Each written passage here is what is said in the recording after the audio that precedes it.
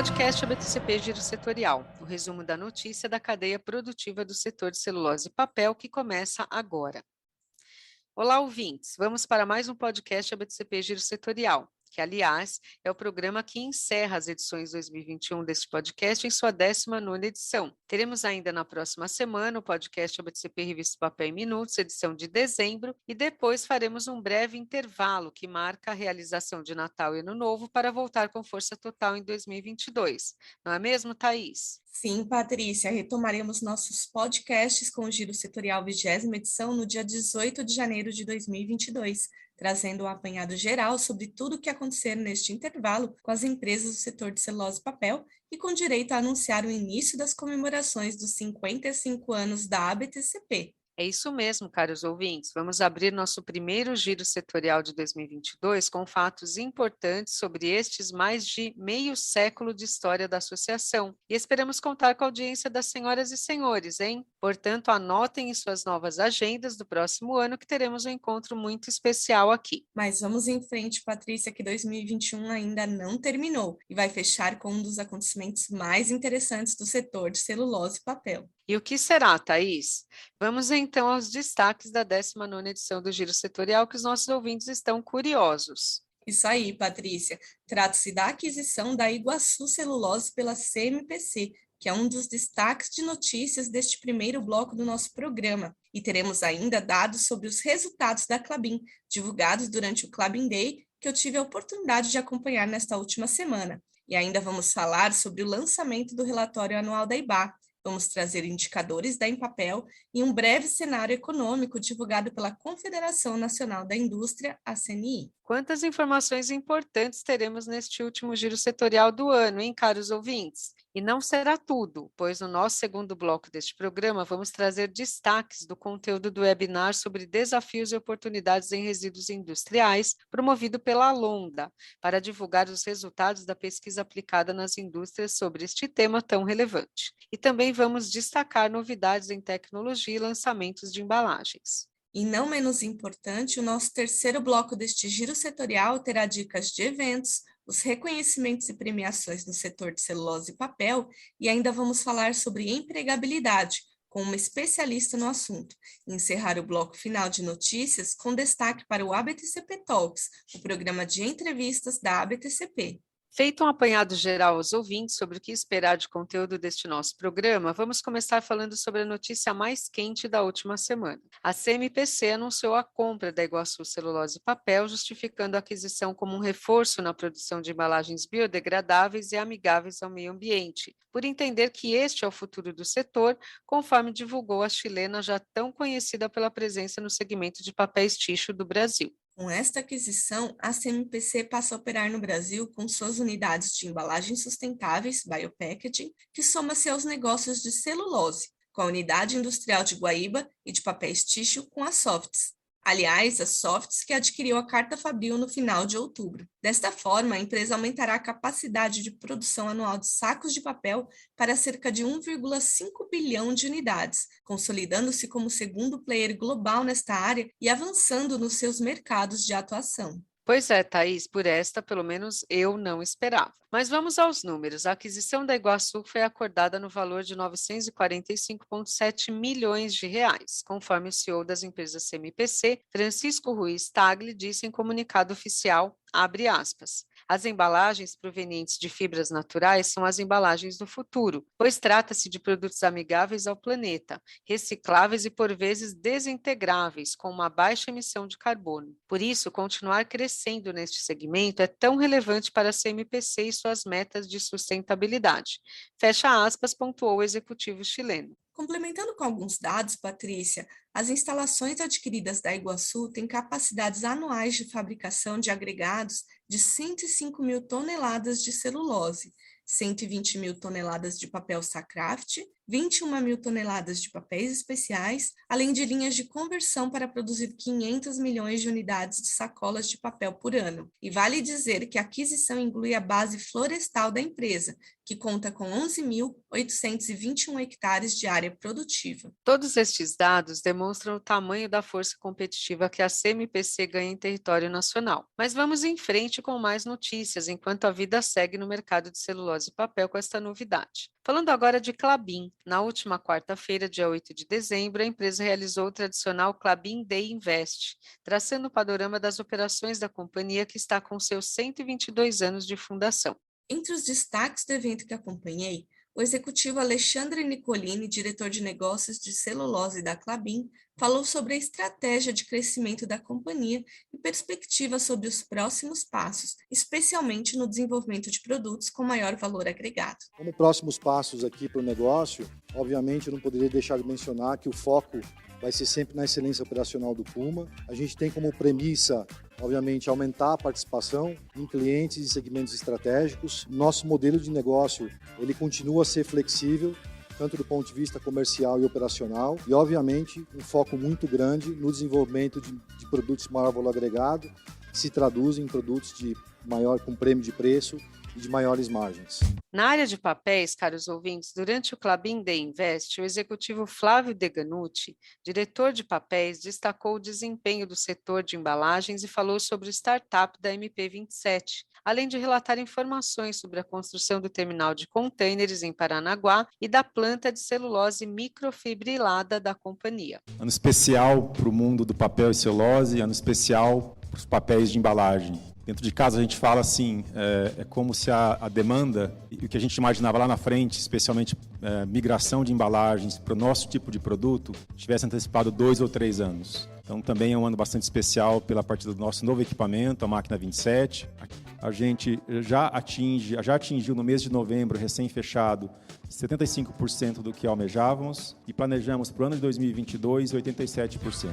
É uma máquina que, além de ter aplicadores de barreira durante o processo final de acabamento, ela também faz 2 tipos de produto. Esse produto ele não só economiza em gramatura, mas ele faz com que os nossos clientes possam aumentar a velocidade das suas máquinas e economizar energia. Por sua vez, Douglas Dalmasi, diretor de embalagens, falou sobre o segmento de embalagens que obteve desempenho acima do esperado. Desempenho do setor de embalagens, um crescimento muito acima do PIB, mais de 4% de crescimento nesse período, e nós muito acima do mercado. Por aquisição e por projetos incrementais, crescemos nesse período mais de 11%, acompanhando o nosso investimento e continuando com o nível de integração, trazendo os resultados que a área agrega tanto valor. Temos as tendências que agora vão impulsionar ainda mais esse crescimento, estamos preparados com ela, com impressões, com produtos sofisticados, atendendo às dores e às necessidades dos clientes. Temos a vantagem da integração, trazendo rentabilidade para o modelo da Klabin,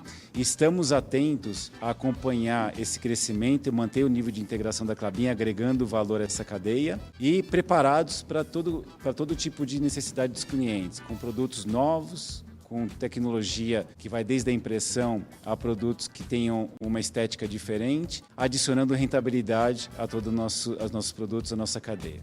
Na sequência, falaram Francisco Rasolini, diretor de Tecnologia Industrial, Inovação e Sustentabilidade, sobre as conquistas e compromissos da empresa em inovação, com especial destaque para a participação relevante da companhia na COP26. O evento também contou com a participação de Tina Barcelos, diretora de Gente Serviços Corporativos, falando sobre a parte de gestão e liderança, com a novidade para os colaboradores que, a partir do próximo ano, no seu programa de participação dos resultados, poderão utilizar 10% desse valor para comprar ações da companhia. Marcos Ivo, diretor financeiro de Relações com Investidores, enfatizou o crescimento resiliente da empresa para atuar nos diferentes mercados, adaptando-se aos diversos ciclos da economia. E Cristiano Teixeira, CEO da Klabin, fez as considerações finais que vocês conferem agora. Nós temos muito orgulho daquilo que nós estamos construindo, daquele nosso passado que trouxe até aqui o conteúdo que essa companhia representa, o conteúdo de desenvolvimento e participando de negócios no mundo todo, mas talvez não haja uma empresa do nosso setor com potencial de crescimento relativo em todos os mercados que nós operamos, como a Klabin. Parabéns a todos pelos resultados da Klabin. E aproveitamos para avisar aos ouvintes que a matéria completa sobre o evento será publicada na primeira edição da Revista Papel de 2022. Portanto, aguardem para conferir os detalhes do Klabin Day Invest depois do Ano Novo, caros ouvintes. Seguindo com notícias positivas deste giro setorial, 19ª edição, o Grupo Voit apresentou os resultados do seu ano fiscal de 2020-2021, encerrado em 30 de setembro deste ano. E, mais uma vez, o grupo foi capaz de superar os efeitos da pandemia e melhorar todos os principais indicadores financeiros, apesar do ambiente de mercado adverso, com gargalos em cadeias de suprimentos globais e significativos aumentos em custos de matérias-primas. O valor de pedidos recebidos pelo Grupo Voit aumentou em quase um quarto, para 5,2 bilhões de euros, o maior em quase uma década. O principal motivo para esse sucesso veio do segmento de grandes projetos. Já os pedidos em carteira alcançaram um recorde histórico de 6,25 bilhões de euros. Conforme a avaliação dos executivos da Voit Alemanha, as vendas consolidadas no último ano fiscal foram praticamente suficientes para compensar a queda que enfrentou no primeiro ano da pandemia. Especificamente sobre a divisão Paper, os pedidos recebidos aumentaram em um terço, alcançando o valor recorde de 2,28 bilhões de euros, graças aos investimentos que o setor vem realizando em máquinas de papel. Já as vendas permaneceram estáveis por causa tanto dos pedidos recebidos em anos anteriores, como pelos desafios operacionais decorrentes da pandemia. Parabéns à Voit pelos resultados conquistados. E seguimos aqui com o nosso giro com destaque agora para a Andritz. Sim, Patrícia, a empresa recebeu recentemente um pedido da Klabin para fornecer equipamentos e processos altamente eficientes em energia e sustentáveis para o projeto Puma, em Ortigueira, no estado do Paraná. Trata-se do aumento da capacidade da unidade Puma 1, que inclui a modernização dos processos de cozimento, lavagem, triagem e branqueamento. A ordem também inclui o novo Andritz DD Washer, lavadora de tambores que garantirá a produção de celulose de alta qualidade. A partida desses equipamentos está prevista para o segundo trimestre de 2023. Pois é, Thaís, se depender do setor de celulose e papel, realmente os números são bastante atrativos. E conforme o relatório anual 2021, ano base 2020, lançado recentemente pela IBA, Indústria Brasileira de Árvores, em parceria com a FGV Ibre, o faturamento do setor foi de 116 bilhões de reais, além de ter registrado 1 milhão de árvores plantadas por dia para fins industriais, 9,55 milhões de hectares de áreas para produção no país, com a conservação de outros 6 milhões de hectares de mata natural, uma área maior do que o estado do Rio de Janeiro, diga-se de passagem. Os interessados em ver todos os detalhes desses indicadores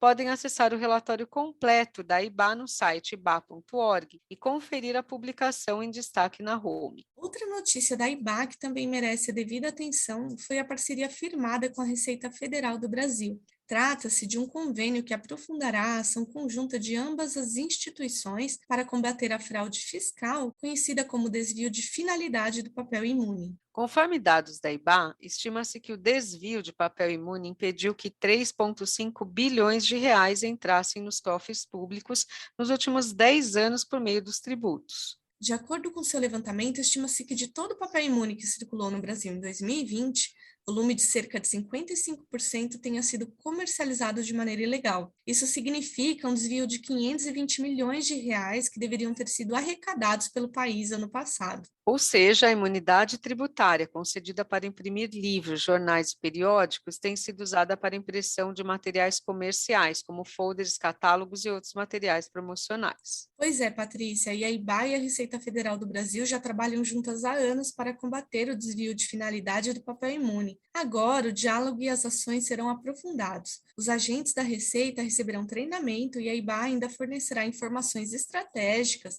como dados e estatísticas sobre a comercialização da produção nacional e da importação do material, além de dar assistência técnica aos fiscais para identificar a ilegalidade. Portanto, o cerco contra sonegadores será fechado cada vez mais. E vamos em frente, então, retomando os indicadores do setor de papel. A Empapel divulgou os resultados das operações de outubro deste ano. O Boletim Estatístico Mensal da Associação aponta que o Índice Brasileiro de Papelão Ondulado, IBPO, caiu 7,8% em outubro, na comparação com o mesmo mês do ano passado. Em termos de volume, a expedição de caixas, acessórios e chapas de papelão ondulado alcançou 342.345 toneladas no mês.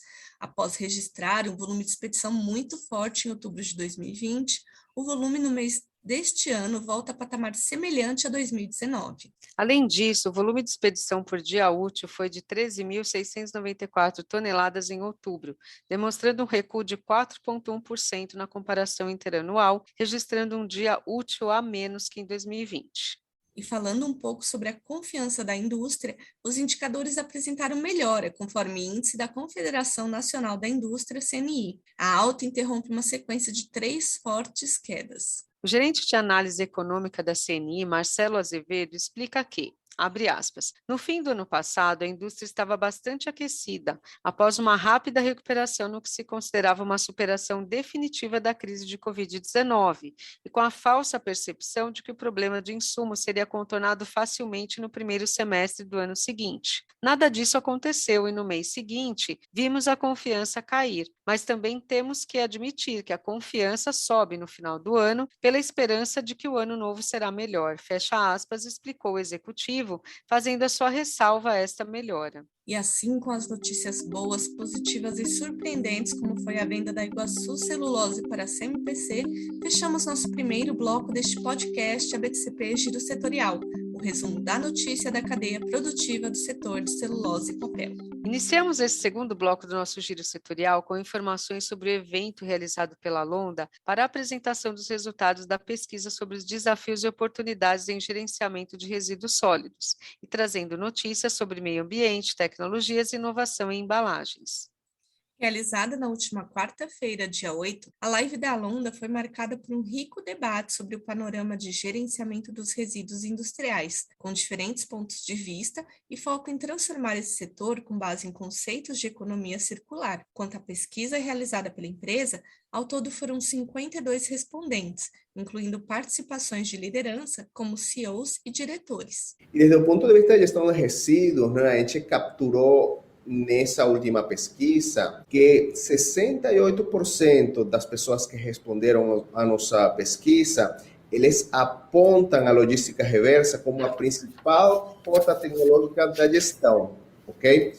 E ponto interessante, né, quando a gente avalia os menores colocados, né, a gente vê que, por exemplo, 32% ele está um pouco mais relacionado com centrais de rastreamento, e 28% com gerenciamento, ok? Isso é interessante porque isso quer dizer que realmente o que vamos chamar a logística reversa, ele, da mesma forma que o ano passado teve um papel fundamental e importante, este ano a gente ainda consigo ver a logística reversa com um papel muito forte. Um dos pontos abordados enfatizou a logística reversa com foco em embalagens e os desafios para a sua implementação. Anícia Pio, gerente de desenvolvimento sustentável da Fiesp, Federação das Indústrias do Estado de São Paulo, fez uma reflexão sobre o tema. Todos esses outros elos dessa cadeia, para que aquela embalagem que eu consumi na minha casa chegue novamente a ser introduzida no ciclo produtivo. Então, ela tem uma série de outros atores no meio desse caminho,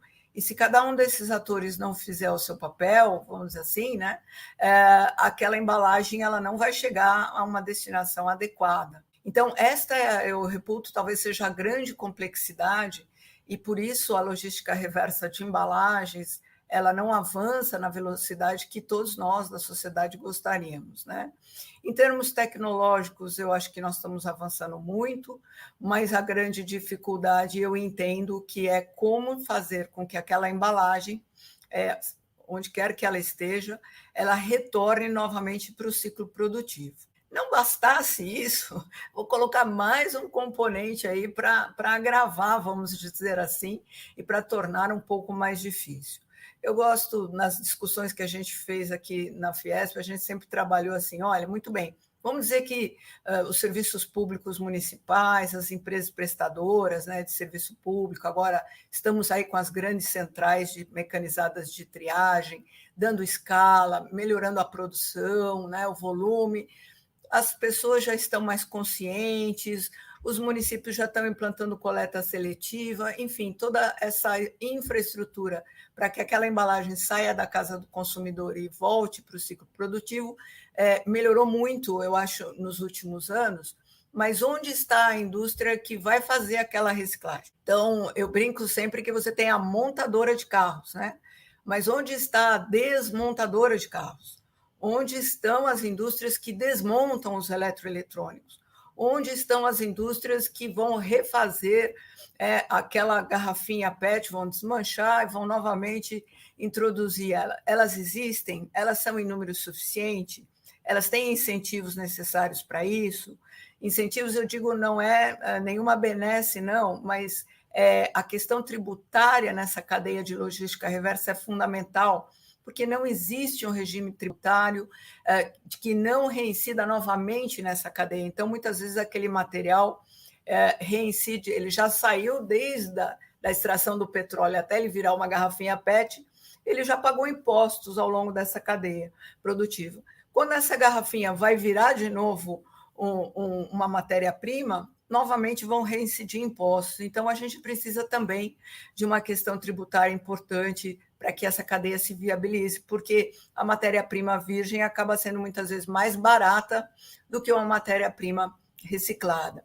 Então, toda esta gama de dificuldades, vamos dizer assim, são elos importantes que dificultam muitas vezes e atrapalham muitas vezes o avanço dessa logística reversa. Outro dado interessante da pesquisa apontou que 8% dos respondentes não têm orçamento previsto para gerenciamento de resíduos em 2022.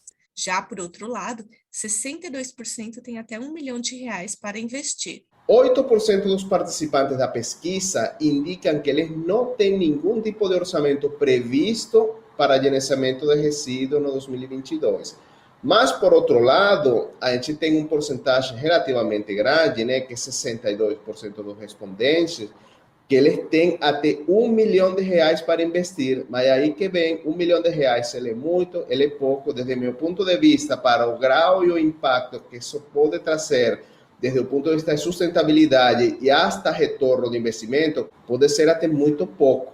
Também participaram da conversa sobre o tema gestão de resíduos convidados com grande atuação no cenário atual deste gerenciamento, como Simone Orvatin, fundadora da Ambiental Mercantil, e Alexandre Anaia, diretor comercial da Londa, tudo com a mediação de Juan Carlos Escobar, gerente de marketing da empresa. O webinar e o e-book com os resultados da pesquisa Londa estão disponíveis no site da companhia, em alonda.com.br, na aba de downloads. Patrícia, e já que estamos no mundo das pesquisas, mas agora falando em indústria 4.0, de acordo com dados da consultoria McKinsey, você sabia que a manutenção preditiva consegue reduzir o tempo de inatividade das máquinas em até 50% e aumentar a vida útil em 20% a 40%? Eu tinha ideia sobre as vantagens da manutenção preditiva, Thaís, mas não sabia destes índices.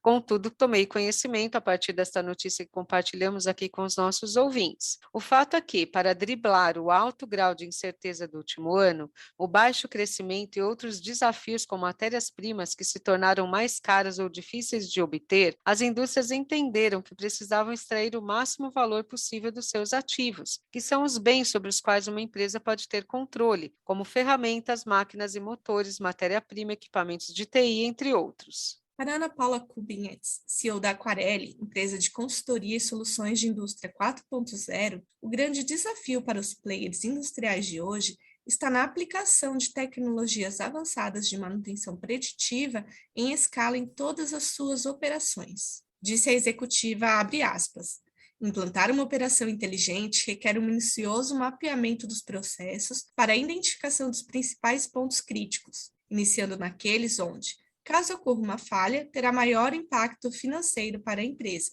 Fecha aspas. Seguindo agora, falando sobre pesquisa e desenvolvimento, a Futuragene obteve a licença da tecnologia CRISPR-Cas9. O acordo firmado com a Corteva AgriScience e o Broad Institute das universidades MIT e Harvard concedeu acesso à tecnologia de edição gênica para pesquisar e desenvolver variedades de eucalipto adaptáveis às mudanças climáticas, contribuindo para que elas sejam uma alternativa aos produtos derivados de combustíveis fósseis. A Futuragene tem a opção de converter essa licença para pesquisa em âmbito global em uma licença para fins comerciais.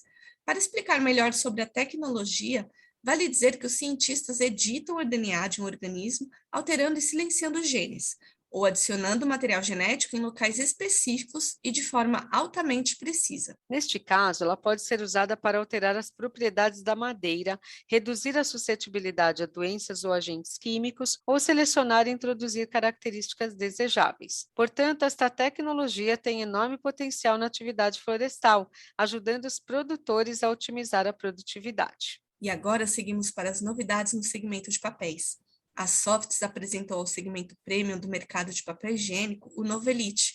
O relançamento do produto chega ao mercado com uma nova tecnologia que o tornou ainda mais macio. Desenvolvido com a tecnologia Soft Touch, que realça a maciez da fibra do papel no processo de produção, o Novelite atinge maior nível de maciez no segmento de folha dupla. Em teste cego, realizado com um grupo de consumidores em São Paulo, ele foi indicado como o papel mais macio do mercado. Portanto, os concorrentes da Softs que se cuidem. Juntamente com a nova tecnologia e maciez, o produto apresenta nova embalagem com detalhes mais modernos e destaque para as novidades. E saindo do tixo para o mundo do papel cartão, a partir de agora as crianças que recebem a boneca Bebê Reborn da Malk Toys ganham um segundo brinquedo. A própria embalagem se transforma numa casinha para aumentar a diversão. Que bacana, hein, Thaís? As executivas devem se lembrar dos tempos de criança em que ter uma casinha para sua boneca era algo incrível, assim como nós estamos nos lembrando a falar desta novidade. Sim, Patrícia, a solução foi buscada em parceria com a Mediograph, que realizou o design, e a IBM, a fabricante do papel cartão, que tornou possível dar resistência e printabilidade ao produto. Com duplo coating, fibra de celulose branqueada de alto rendimento, a versatilidade da embalagem a transforma ainda em uma caixa de presente, ou seja, super mega blaster para as crianças, esta novidade da IBEMA, caros ouvintes. Exato, e falando sobre soluções, a nossa próxima notícia é sobre um case da marca de lubrificantes Mobil. Foi realizado um estudo em uma unidade florestal de uma empresa do setor de celulose e papel, operando uma frota de 46 equipamentos Harvesters PC200F para corte de eucalipto. Devido à baixa adesividade e ausência de aditivos sólidos no lubrificante em uso, o processo de desgaste dos pinos e buchas ocorria de forma precoce e as paradas para substituição eram mais frequentes. Com a solução apresentada, a lubrificação dos equipamentos passou a ser realizada apenas uma vez por dia e houve uma redução do número de trocas dos pinos e buchas dos cabeçotes de corte. Cerca de 13 toneladas de graxa deixaram de ser consumidas no intervalo de um ano, o que significa uma economia de R$ 148 mil. E com tanta criatividade e inovação voltados ao setor de celulose e papel, entendemos cada vez mais sobre os seus diferenciais competitivos.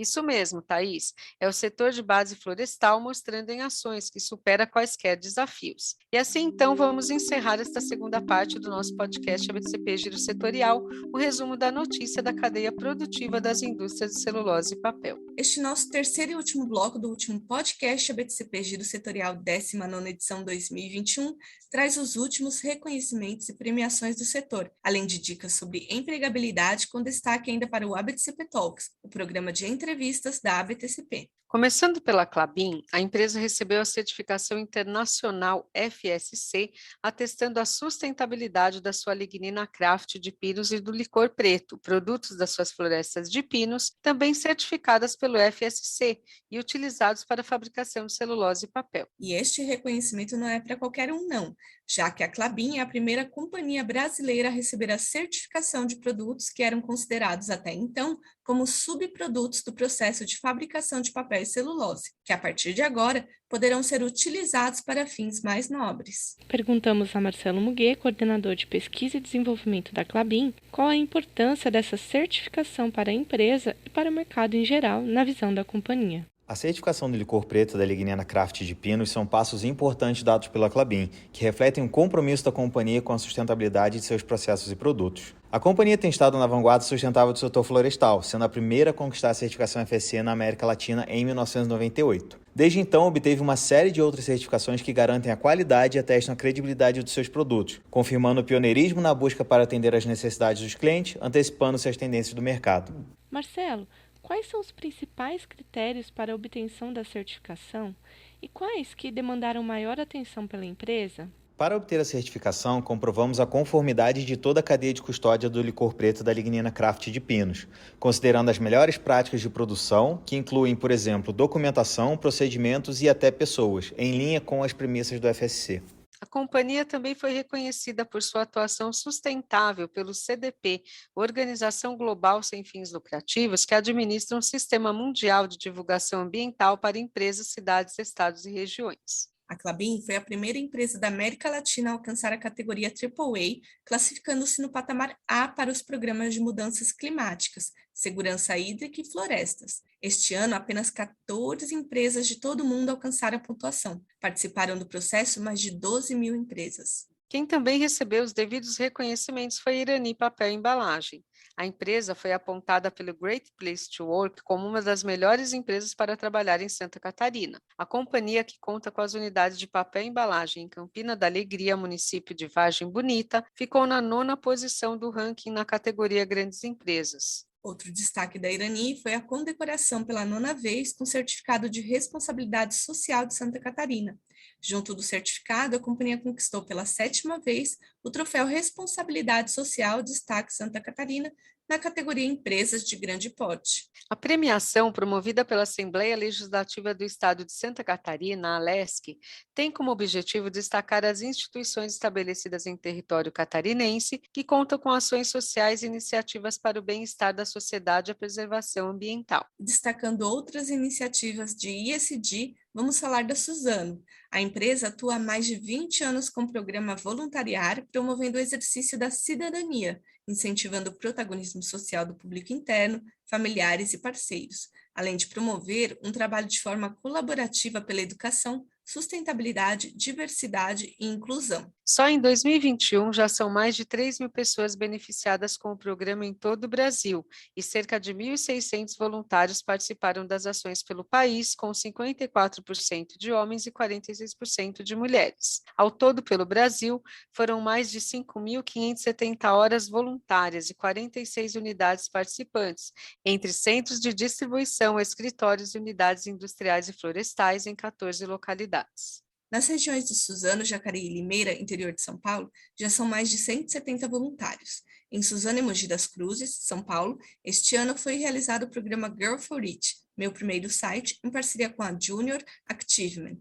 A iniciativa tem o objetivo de capacitar para o mercado digital mulheres entre 15 e 22 anos, de 6 instituições sociais em Suzano. De 2005 até o momento, já foram mais de 690 jovens capacitados em várias regiões de atuação da empresa no país, e 65% estão no mercado de trabalho. Além de várias outras ações, a empresa também lançou o Guia Remoto de Voluntariado para inspirar os públicos interno e externo no exercício da solidariedade e de cidadania, mesmo de maneira online. Já no âmbito de ações para os incentivos nos estudos tecnológicos, o SEBRAE lançou um novo edital do programa Catalisa ICT. A iniciativa tem como objetivo fomentar a criação de negócios de base tecnológica no Brasil a partir de pesquisas acadêmicas desenvolvidas por pesquisadores. O público-alvo do programa são mestres, mestrandos, doutores e doutorandos, participantes ou não da etapa anterior do Catalisa ICT. Serão selecionados, neste edital, 250 planos de inovação que serão apoiados com até R$150 mil durante 12 meses. O apoio aos pesquisadores será feito na forma de bolsas de estímulo à inovação, mais um auxílio de R$20 mil para o plano de inovação. As inscrições ficarão abertas até o dia 30 de janeiro de 2022 e estarão disponíveis pelo portal do SEBRAE, sebrae.com.br/Catalisa-ICT. Outra grande oportunidade é o Programa de Inovação Aberta do Parque Tecnológico de São José dos Campos, PQTEC, e a Bayer. As empresas se uniram mais uma vez para estimular o empreendedorismo e o desenvolvimento tecnológico no Brasil. O prêmio vai analisar e identificar bons projetos de alunos das universidades de todo o país.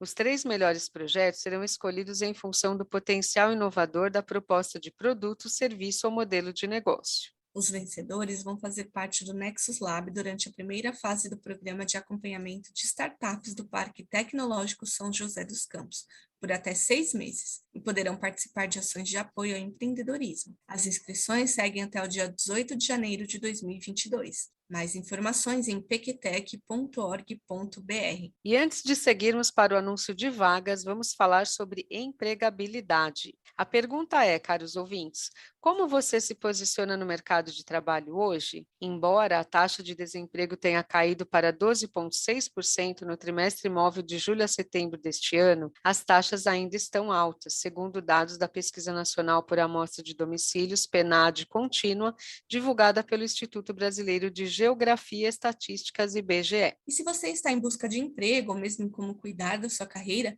é importante se preparar para as exigências do mercado de trabalho. Por isso, confira as dicas da especialista Andréa Deis, gestora de carreira e professora especialista em neurociência com foco em desenvolvimento humano e organizacional. Conversamos com a especialista e pedimos para ela adiantar algumas orientações aos nossos ouvintes. Andréa, muito obrigada por estar aqui conosco neste podcast. Quais são as principais dicas que você tem para quem quer manter a sua empregabilidade? Se nós falássemos em empregabilidade há décadas atrás, se falava muito nos desenvolvimentos de hard skills, de captar, das nossas capacitações técnicas, e que isso realmente nos manteria no mercado de trabalho. Seja um excelente especialista que você terá garantido o seu futuro. Hoje, para manter a empregabilidade, é um pouco diferente, eu diria complementar, porque além de você ter suas hard skills, então você tem que ter uma graduação, eu diria que hoje é sine qua non, ou você tem, ou você não tem, ou você está fora do mercado. Então, para você manter hoje a sua empregabilidade, é extremamente importante que você esteja atualizado, mas não é só atualizado, que você esteja com experiências e essas experiências tenham criado um repertório de resultados. Porque hoje o que te mantém no mercado são as experiências vividas e o repertório construído, as suas histórias de vida. Não adianta nada você ser um excelente analítico e teórico se você não tem a experiência prática, se você não tem a aplicabilidade. Porque o que gera hoje a empregabilidade são os resultados que você conquista com o que você aprendeu. Aprendeu é sine qua non. Ou você aprende e se desenvolve, ou você não tem um diferencial competitivo. Mas o principal diferencial competitivo não está só no aprendizado, está na aplicação desse aprendizado. Um outro ponto extremamente importante é você ter uma rede de relacionamentos, que eu considero um fator extremamente importante para você manter, mas não é uma rede qualquer, não é um bate-papo que vai fortalecer, é você criar vínculos nesta rede. O quanto você conhece essas pessoas, o quanto elas sabem o que você faz, o quanto ela conhece da sua história, da sua vida, da sua trajetória. Aonde não se gera vínculos, não se tem a sustentabilidade da empregabilidade. Porque por melhor que você seja, as pessoas precisam saber o que você faz. Porque se elas não souberem o que você faz, você não vai ter onde fazer ou com quem fazer. E uma coisa muito importante, principalmente nos tempos atuais, é você saber fazer política e marketing pessoal. Um produto que não está na vitrine, ele não é comprado, ele não é adquirido. Se as pessoas não sabem o que você faz, não conhecem seu repertório, se você não está na prateleira, você está fora. Você precisa ser percebido. E não existe isso de se você é o melhor ou se você é o pior. Você tem que ter uma referência. E uma referência ele vai ter picos e vales, porque o aprendizado, o aprender fazendo, muitas vezes você vai cometer alguns deslizes, alguns equívocos. E mais importante do que você intensificar essa dor da perda ou do erro, é você saber ressignificar isso em aprendizado. Então, você ter flexibilidade cognitiva. Desenvolver soft skills hoje, desde flexibilidade cognitiva, inteligência emocional, a neuroliderança, é elementar para você conseguir conviver, gerar vínculos e manter a sua empregabilidade. Ou seja, hoje a gente não pode pensar só em ter, como nós tínhamos antes. Então, eu tenho que ter especificações, ter um diploma, ter uma pós-graduação, e aí eu consigo fazer coisas, e aí eu sou feliz. Hoje o fluxo é o contrário. Eu sou percebido e reconhecido, aí eu consigo fazer coisas com as minhas atitudes, e aí eu conquisto algumas coisas, seja um crachá, seja um resultado, porque o resultado pode vir das mais diversas formas. Manter a empregabilidade é você construir essencialmente a sua essência profissional, e a sua essência, a sua raiz ela é individual. E se você não gerar esse diferencial, provavelmente você vai ser numa multidão. Você vai ser percebido essencialmente pelo que você é, pelo que você entrega e pelo seu repertório. E no seu repertório é a sua história. Onde não tem uma história vivida, apreciada, percebida e vista, não se mantém a empregabilidade. Pensem nisso, foi um prazer trazer esse insight. Além disso, André, o que você poderia comentar sobre quais foram as principais mudanças no mercado de trabalho? As formas de empregabilidade mudaram. Então, se as formas de empregabilidade mudaram, as formas que você tem de conquistar retorno, de você fazer entregas, mudou muito. Então, não é mais esperado só os vínculos que você tem, mas mais importante do que os vínculos é o que você consegue construir na sua história.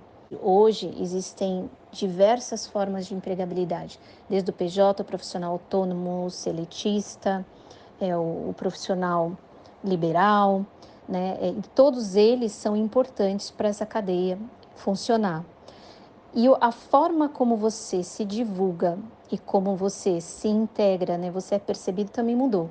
Então, como você se vende, como você se coloca, então, desde do formato do que é um portfólio, do que é um currículo, ou de como você se apresenta.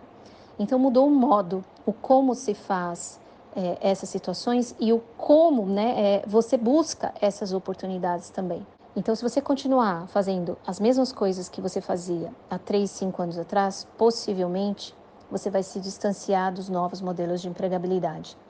Porque hoje você tem que estar aberto a se expor a diversas formas, a diversas maneiras e a diversos modelos de empregabilidade.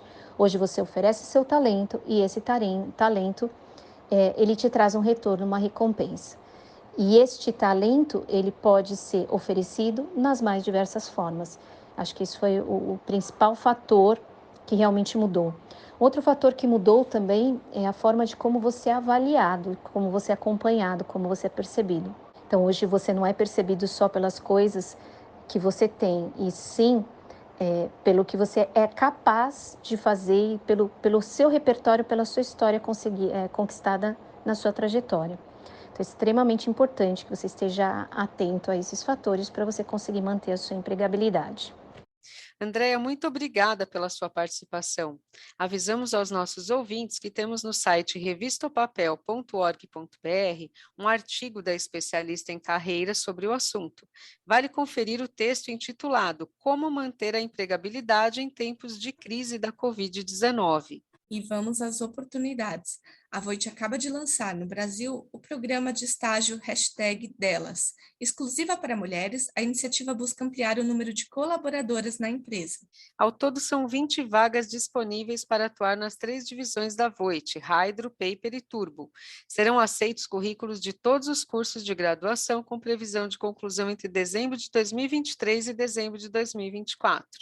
Outros pré-requisitos para participar do processo de seleção são ter inglês avançado ou fluente e disponibilidade para estagiar na região do Jaraguá, na zona noroeste da cidade de São Paulo, por 6 horas por dia. Para isso, a candidata deve estudar à noite. Para mais informações sobre as etapas do processo seletivo, acesse o site voit.across.jobs. E o Rabobank Brasil, banco de atuação global especializado em soluções financeiras estratégicas para o agronegócio, anunciou a abertura das inscrições para o programa de trainee 2022 na área comercial para o segmento Rural Banking. O processo tem 2 vagas abertas para candidatos de todo o país e as inscrições podem ser feitas pelo site rabobank.jobs/pt, pelo qual poderá ser realizada a busca pelo segmento Rural Banking. E agora, já caminhando para o final do nosso podcast ABTCP Giro Setorial, vamos falar de ABTCP Talks. A segunda temporada da série já contou com 4 participações de peso no programa,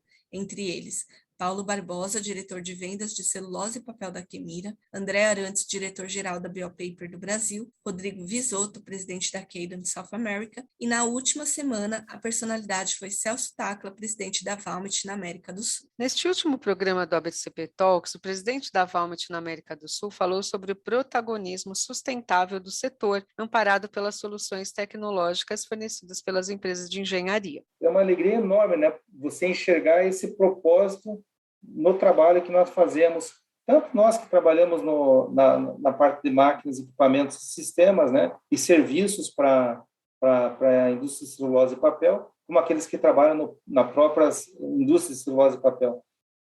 Eu falei um pouco da energia, da bioenergia, mas são tantos os fatores, né, tantas as coisas que nós temos desenvolvido nos últimos anos. A utilização, por exemplo, de subprodutos de uma indústria de celulose, a captação, né, daqueles gases mal cheirosos e a queima desses gases, e hoje a queima para transformação em energia, e hoje até para geração de subprodutos, como ácido sulfúrico, por exemplo. Gaseificação de biomassa. Nós entregamos agora há pouco tempo para a Bracell, que é uma das fábricas maiores no mundo e a mais verde, né? Uma fábrica muito sustentável, sistema de gaseificação de biomassa para queima do gás no forno de cal, né? E com isso você pode deixar de queimar uma fábrica daquele porte mais ou menos 200, quase 300 toneladas de óleo combustível, de gás, equivalente a óleo combustível por dia, né, por dia. Então, são coisas assim, redução de consumo de água, né, também é uma coisa que as fábricas evoluíram muito. Para falar das indústrias de celulose. Na parte de papel, um grande exemplo agora, a máquina que acaba de partir, a máquina 27 da Klabin, que foi fornecida pela Valmet, que é uma das maiores máquinas de kraftliner da América do Sul, creio que seja a maior, né, que produz aí 450, tem capacidade para 450 mil toneladas por ano. E a primeira máquina é desenhada para produzir esse tipo de papel, kraftliner 100% a partir de fibras de eucalipto, que é o papel lá, o Eucaliner. E eles têm produzido isso com grande vantagem, né, com economia de fibras, mais ou menos 10% de economia, que conseguiram reduzir com a mesma resistência no kraftliner, no papel de embalagem, né, produzido. E aí também com consumos reduzidos de água, consumos reduzidos de energia. Isso é um grande avanço, Marcos, né? Isso é um outro setor que avança, e está ligado com o e-commerce, não é? Quanto mais, e todos temos experimentado isso, o crescimento das compras por meio de e-commerce, né? E sempre aí trazendo embalagens, normalmente de papel, e que aí utilizam essas tecnologias. Ou substituição de plásticos, que também é importante tanto para a parte de tecnologia como para a sustentabilidade. Barreiras, né? Barreiras para embalagem de líquidos ou para embalagem de alimentos e contenção de graxas, né? E gorduras, vapor e água. Então, são muitas evoluções também na parte de produção de papel.